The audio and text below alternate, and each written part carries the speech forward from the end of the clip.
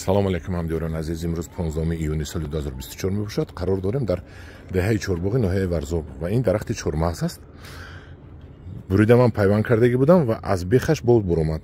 бехаш буромадагиёро ман накандам бо мақсади он ки дар ин ҷо ҳам дар бехаш будагиё пайванди сабз дар сабз кунему, барг пайванд кунему, боз таҷриба кунем ва баъд пайванди худамро нишон медиҳам. Ман ин пайванди ман буд. мехкорӣ кардагӣ будем ку мана аз якта медонед чанд дона буромадааст. дидед мехкорӣ карда будам, наворашро тамошо кардагӣ будед ку шумо. чандта кардагӣ будам, нагирифт ҳамираш.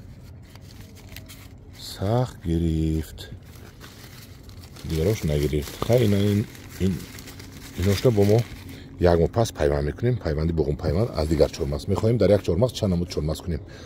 мана ин як намуд чормағзи қоғатӣ гирифтааст. дидед пайванди ман.